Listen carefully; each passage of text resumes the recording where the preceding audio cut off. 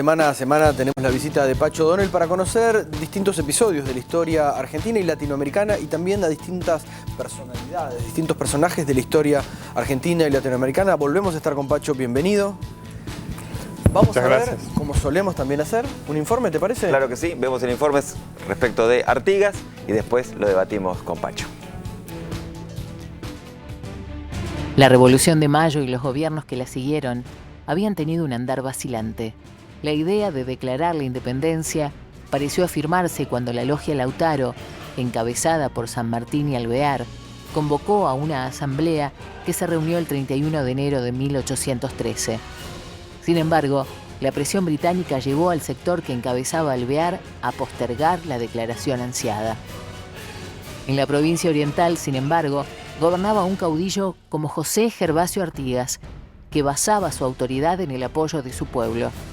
Fue Artigas quien retomó frontalmente la intención de terminar con la sumisión al rey Fernando VII de España. Los diputados orientales que llegaron a Buenos Aires tenían instrucciones precisas: pedir la declaración de la independencia absoluta de las colonias, que se las absolviera de toda obligación de fidelidad a la corona de España y los Borbones, que toda conexión política con España fuera disuelta y que Buenos Aires no fuera sede del gobierno federal. Pero la mayoría, dirigida por Alvear, no permitió la integración de los diputados orientales que se hubieran sumado a la minoría que seguía a San Martín. Así, nuestra independencia tuvo que esperar 3 años más para ser declarada finalmente en Tucumán el 9 de julio de 1816. Artigas enfrentaría muchas otras batallas militares y políticas, pero más allá de éxitos y fracasos, nos dejó su herencia de ser el primer líder popular del pueblo rioplatense y el primero en jugarse abiertamente por la independencia.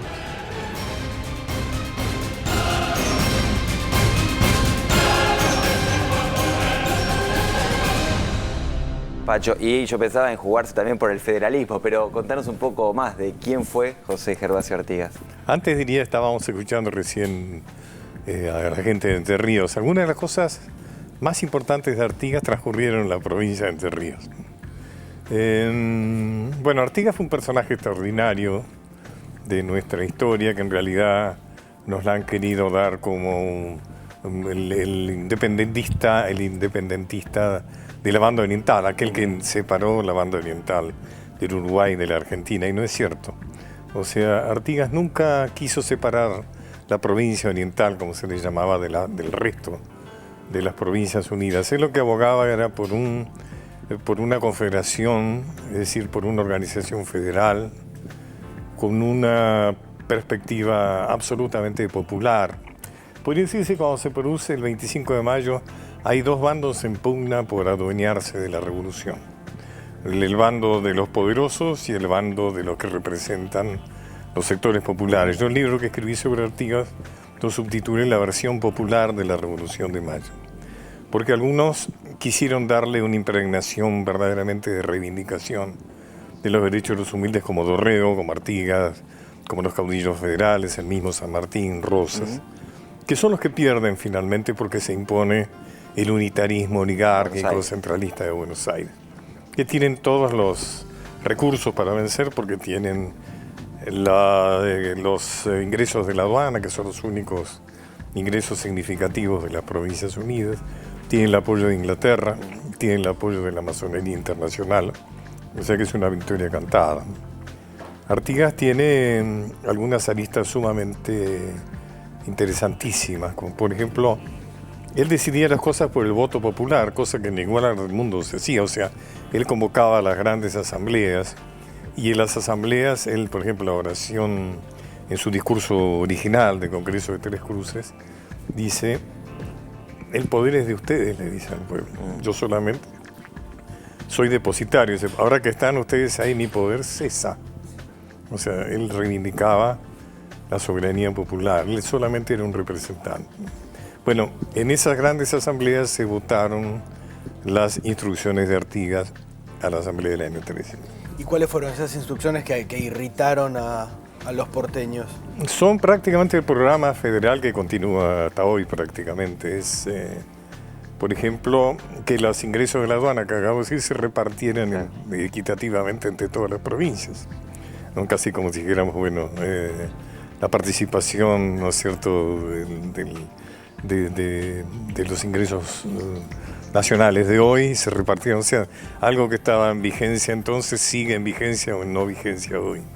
Hay algunas medidas fascinantes, por ejemplo, él proclama la libertad cívica y religiosa. Ahora, estamos hablando de 1813.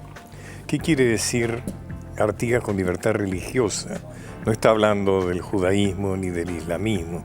Está hablando de la reivindicación de las religiones indígenas, que siempre las hemos caracterizado como supersticiones, como creencias. Él fue un hombre que sus huestes, digamos, sus fuerzas, se constituyeron fundamentalmente por charrúas y guaraníes. O sea, él tenía un fuerte vínculo con los pueblos originarios de la región, ¿no?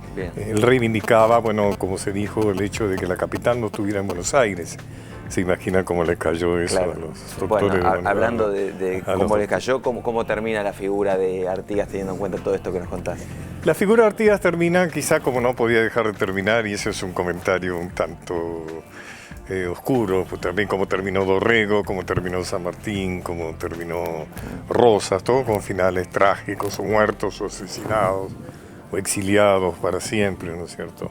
Artigas termina exiliado, desterrado en el Paraguay, donde se lo trata prácticamente como un prisionero hasta los últimos años, y él muere ahí sin querer volver a Uruguay. Es interesante, ya se había independizado el Uruguay y era reclamado, por ejemplo, por algunos de sus ex colaboradores, como Rivera, que era presidente de la República de la Banda Oriental, y él nunca quiso volver a Uruguay. Eso se presta a muchas especulaciones, muchas teorías.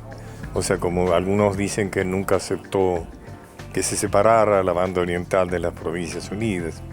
En fin, hay algunas interpretaciones sobre ese hecho que es interesante, porque bueno, que quizás en Montevideo le esperaban las grandes honras, ¿no? Claro, En alguna otra oportunidad seguramente ahondaremos, ¿por qué no? Sí, claro.